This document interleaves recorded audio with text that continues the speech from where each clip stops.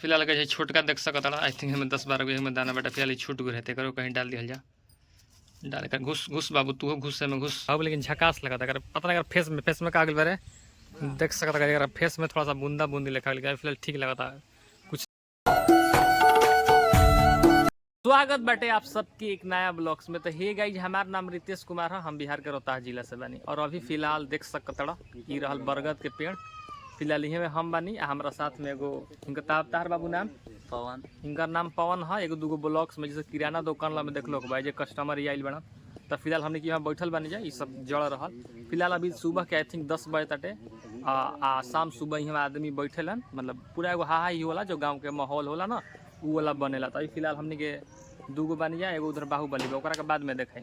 तो फिलहाल गाइज काफ़ी अच्छा लगता है यहाँ पर गाइज देख सकते इधर बाहुबलियो बैठल बैठे यहाँ फिलहाल एक फेस में का फेस में एक फेस में छोटा छोटा छोटा बूंदा बूंदा घाव निकलता है यानी ये सब लक्षण है जवानी के मतलब जवान होता है बेचारा। कितना एज में बाबू खूबसूरत नज़ारा जो सामने वाला दिखा था व्हाइट वाला शिव जी के मंदिर हटे तो यहाँ फिलहाल देख सकते आदमी बैठल बड़ा 10-12 गो मतलब आदमी बैठेलन हाँ गप सप कर रहे हैं गाँव के जो समाचार बाटुआ बाकी रहा देख सकता आगे जो बा ना बगीचा लेखा बा हल्का फूल पत्ती मतलब फुलवारी लेखा बाटे जो हरा हरा जो दिखत हटे ये रहल बरगद के पेड़ देख सकता बाहुबलिया फिलहाल बैठल बाटे बहुत झमठा हो गई बा। तो इमें फिलहाल गांव के जो आदमी बड़ा इमें बैठल ना और हा ही जो गांव के समाचार होला तो उनमें फिलहाल बैठ के आदमी करेलन। तो फिलहाल काफ़ी गांव के ये सब गाइज खूबसूरती बाटे फिलहाल कैसन फील होता हवा भी गाइज काफ़ी अच्छा लगता है बाबू लेकिन झकास लगता अगर पता नहीं अगर फेस में का बारे देख सकता अगर फेस में थोड़ा सा बूंदा बूंदी लिखा फिलहाल ठीक लगता कुछ में पहले थोड़ा ज़्यादा लेकिन अभी फिलहाल अच्छा चिकन लगता है लेकिन झकास लगता गाइज। अभी फिलहाल हम आइल बानी अपना गांव के काली माई के मंदिर के प्रांगण देख सकता इधर गांव में ज़्यादा गर्मी लगत रहे इधर थोड़ा सा बाहर बना तो हवा लगता देख सकता इधर हवा चलता था फिलहाल काफ़ी अच्छा लगता गाइज यहाँ पर। ई वाला चमेली के फूल है गाइज व्हाइट होला उजर देख सकता सुबह में काफ़ी खूबसूरत लगेला एकदम फूला रहेला ना ताज़ा ताज़ा। अभी फिलहाल सब कुछ तोड़ ले पूजा पाठ बाटे आज कुछ चाहे नीचे गिर गई बाटे तो फिलहाल काफ़ी अच्छा लगता नेचर।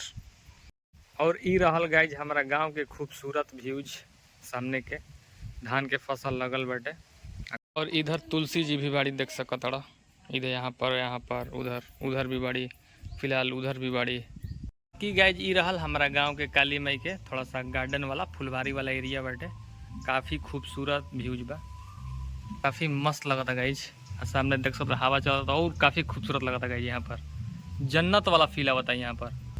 वो रहल रोड ये जो चचरी वाला बा चचरी के बाद में रोड बटे रोड के बगल में दूगो पोखरा बटे काफ़ी खूबसूरत पोखरा के जो किनारे किनारे बटे पेड़ पौधा लगल बा तो काफ़ी खूबसूरत यहाँ पर शाम सुबह मतलब काफ़ी खूबसूरत नज़ारा रहे लगा काफ़ी मतलब अच्छा लगला यहाँ पर।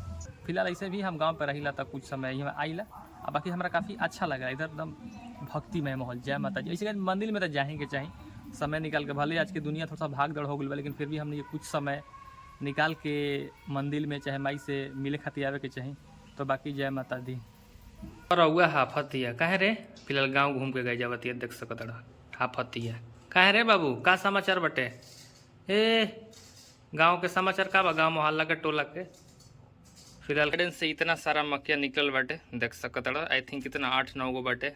तब फिलहाल ई वाला हमार हटे कहे से कि बढ़िया थोड़ा सा लगत हटे आई वाला आई थिंक राखी के आ बाकी मम्मी चाहे हम वही में अपन डिस्ट्रीब्यूट कोई लिखावल नहीं कोई रजिस्ट्री नहीं करावल गई लेकिन फिलहाल ठीक बाटे जो भी ई वाला आज के थोड़ा सा बेटर बाटे कल के अपेक्षा।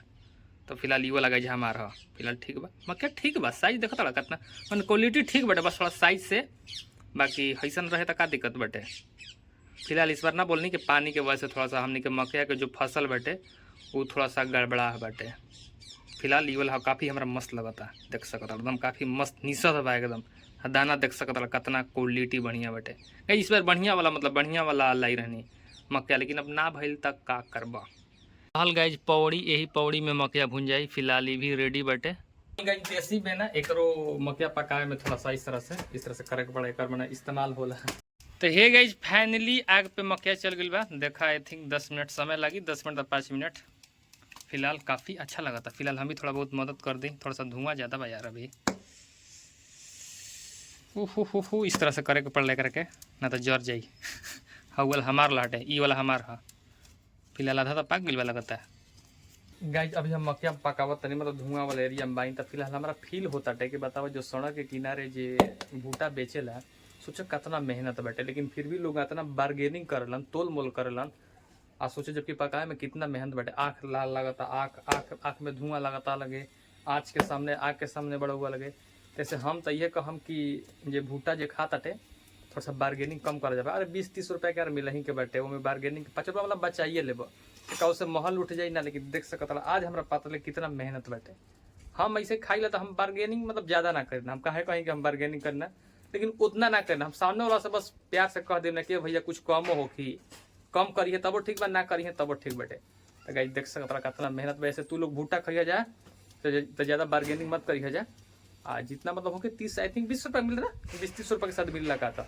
तो फिलहाल दे करके ले लिया जाएगा। 20 तरह के दिले बना का चीज़ के कमी बाटे।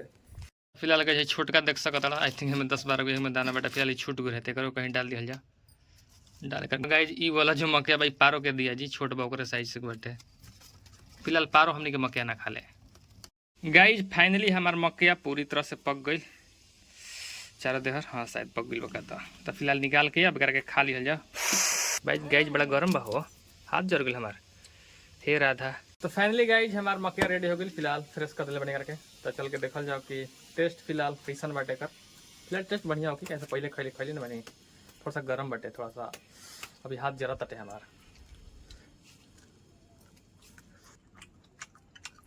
बहुत मस्त बा गाइज, ना बोल देंगे हमने जो मकया बना इसमें थोड़ा सा मीठा ठीक बाटे, नमकीन लेखा ना लगेला, मिठासपन थोड़ा बढ़िया बाटे। चलिए गाइज मकया फिनिश हो गई, लेकिन जो भी हो कल के अपेक्षा आज वाला मकया खाए में थोड़ा सा ज़्यादा मजा आई। कहें से कि आज वाला जो मकया बा थोड़ा सा गोटा ज़्यादा रहे। अली गाइज पारो के मम्मी फिलहाल शिकार के तलाश में बड़ी। फिलहाल पता ना कहीं मुँह सो की वही ढूंढती आई। मैं जाता नहीं अपन सासाराम काम ही बाटे, कुछ हमारा सामान लावे के बाटे। ऐसे भी सुबह में तो समय मिल नहीं के पावत, सुबह में हमने यहाँ सोहनी चालू हो गई बा, तो मैं फिलहाल हम व्यस्त बानी। तो फिलहाल लेस को चला जा, कुछ खाए पिए सामान लेवे के बाटे। एगो कैंची लेवे के छोटा वाला, देख सकत रह गई हमारे दाढ़ी में थोड़ा सा इंक्रीज हो गई बा, तो कटिंग शटिंग करे खातिर। तो फिलहाल लेस को चला जा। की रहल गाय झोरा, यही झोरा में सामान आई। तो हे गाय जी रहल मीना बाजार, यहाँ से लेवे के बाटे हमरा कैंची छोटा वाला। तावा अंदर दुकान हो कि शायद वहाँ से ले लिया जाओ एमे। तो फिलहाल ई वाला गाइज कैंची पसंद आ गई हटे। फिलहाल भैया कर दे करके गाइज। फिलहाल यहाँ से ई वाला लेता नहीं अनारसा, फिलहाल काफ़ी बढ़िया बा, गर्मा गर्म बाटे। यहाँ से गाइज डेली नीड से कुछ सामान लेता नहीं, जैसे गड़ी किशमिश। फिलहाल गड़ी का रेट बा दोस्त, गड़ी या किशमिश के गाइज रेट इंक्रीज हो गया, पता नहीं क्या है, बहुत ज़्यादा बढ़ गई बाटे। हाउ वाला किशमिश, हाई किशमिश का रेट बा 500 गाइज किशमिश बाटे। यहाँ से सेब भी ले लिया जाओ, 100 रुपये किलो बाटे। तो फिलहाल गाइज यहाँ से सेब भी ले लानी। अब लेवे के बाद केला पर केला बा गाइज कैसे बा चाचा जी? 50 के। और देखल जाओ केरा थोड़ा सा ठीक तब। तो गाइज यहाँ से 1 दर्जन केला ले लानी। फिर ज़्यादा शाम हो गई गाइज, 5 बजे अभी धूप रहे तबे आइल में, देख सकत अंधेरा भाई भइल नहीं लेकिन होखे वाला बाटे। गोलछनी के नाइट व्यूज देख सकत काफ़ी अच्छा लगा था। शहर के मतलब राते में गाइज अच्छा लगला, रात में थोड़ा चारों तरफ सब लाइटिंग जरला ना। शाम के समय आदित्य विजन के नज़ारा कुछ ऐसा बा गाइज देख सकत। और ई रहल गाइज गोलछनी के नज़ारा देख सकत शाम के। भीड़ भाड़ थोड़ा ज़्यादा बा। ये सब सब्जी मंडी रहल इधर जितना दिखत हटे, ये सब गोलछनी के सब्जी मंडी बाटे लेफ्ट साइड में। और ये रहल गाइज गोलछनी के भी मार्ट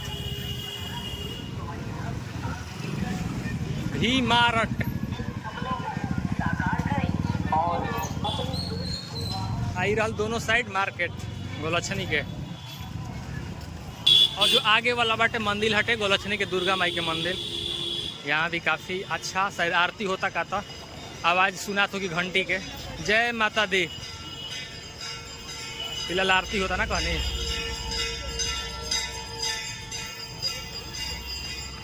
तो हे गाइस देख सकत गोलछनी वाला जो गड्ढा बाटे पानी लागल बाटे मोन्टी कार्लो के सामने हुआ, देखा पता नहीं कौन हमरा के छीटा मार दिल, देखो शॉर्ट में सब लगल बाटे। तो फिलहाल जाके हमरा नहाए के पड़ी।